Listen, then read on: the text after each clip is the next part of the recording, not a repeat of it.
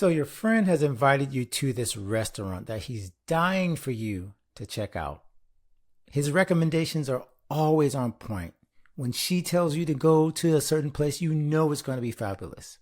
So what's your first reaction? Is it, yes, of course I'm going to go, and I'm going to go right now. I'm going to sit down, order my food because I know that my friend never misses on a recommendation? Or do you take out your phone, look for the social media, and take a look for yourself? Do you check out the social media and the website and say, hey, oh yeah, I like this. I see it. And yeah, let's do this because I know that your recommendations are solid. So let me ask you, why didn't you trust what your friend said and instead go to the visual to look for what they just talked about? Well, you see, it's human nature. All of us, no matter how much we trust the people that we hear, we always look for a little bit more evidence to just say, hey, I checked this out for myself. Now I trust you. Now I'm going to go check it out. You see, if you don't remember anything else from this presentation, just remember this. Audio attracts, but visuals verify. Now, as podcasters, we usually lead with our voice. We usually think about what we say. And that's the thing that we care about the most. Our voice, our audio presentation, and of course, I believe the same thing. It really should be all about what we say. But you see, that's only part of the picture for any podcast interview. Anytime you show up on an interview, you're not just wanting them to hear you.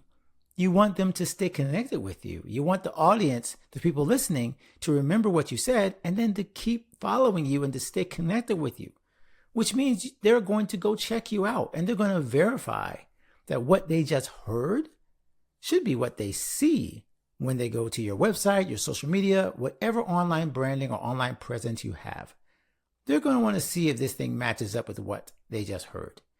And that's why it's so important that your visuals elevate your audio presentation and that you make sure that you have a consistent and strong and effective brand message and visual presentation that matches what you share when you speak or do interviews.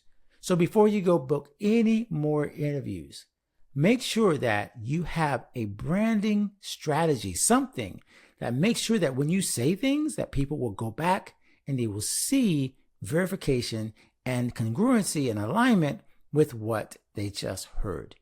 So let's talk about why that's so important. First of all, it means that you are a professional in the way that you treat your podcast host and the listeners, because you make sure that they are going to get a good experience when they follow you, look at your website, look at your social media. They are going to now know that, hey, you can be trusted. This is a professional. This doesn't matter what niche you're in. It could be entertainment, it could be education, inspiration. When people go to see your site, then they're going to feel the sense of, thank goodness, this person is not just some kind of scam or snake oil salesman. They actually have a professional website that really shows me that they care about what they share. Now, not only that, your visual presentation, making sure that it's elevated, actually helps your podcast host look good. And this will get you a lot more interviews, because when you have an elevated brand that looks good, that's professional, that connects with what you just said on your interview, now the podcast host looks good. What's the worst is when you are a podcast host and you do all this work for your website, and then the very next click that goes to your website immediately lowers the person's standards or makes them feel like, oh my gosh, what happened? I was here and now I'm here. You don't want that for your podcast host to feel like your brand brings them down. As a matter of fact, many podcast hosts love to promote the guest and even make sure that their branding is in alignment and make sure that the pictures are connected and the colors are matching. But that's only if you've already done the homework to make sure that your branding has something to match with. So podcast hosts are always wonderfully happy when you have already done the work to make sure that your visual presentation, that your branding, and that your messaging and all of those things that are visuals actually makes the podcast host look good for recommending you and having you on their show. Now let's talk about the how. There's about 3 things that you really want to make sure are absolutely aligned when it comes to your visual presentation And then we'll talk a little bit about the tools that you might want to employ to make this happen. First of all, the words you say on your interview really should be the words that are on your website or your social media. Now, this does not mean that you have to parrot everything you say, every slogan. That would be, no, you don't want to do that, trust me.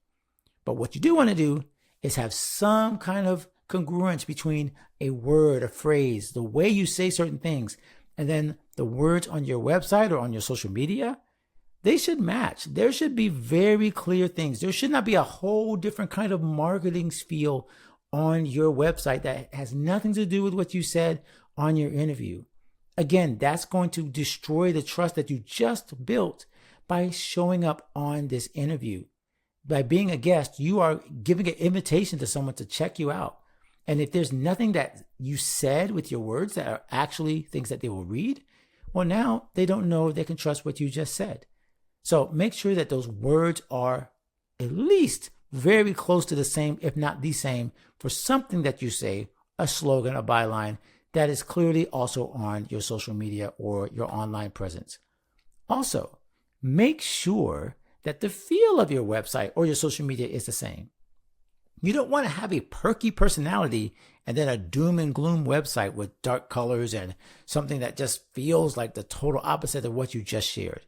And if you're very serious or very, your brand presence is very serious and you want to make things very clear that you know what you're talking about, that you have a lot of gravitas, but then your website is sunshine and rainbows, once again, the feel doesn't match what you shared. So the visual, again, has to match the audio. You want to look the part that you are putting on your interview. And yes, this does mean that you got to invest a little in your pictures. You got to invest a little, even if you're using stock photos and other things like that on your website, make sure that it actually matches the way that you're presenting yourself. And it's always okay to check with people and say, hey, when you see this, does this make you think of me? Does this match what I try to put off? Because if it doesn't, you got to change that, because your listeners and the people that hear your interviews are all going to think the same thing. They're not going to know that this person is really legit because it doesn't feel like it lines up.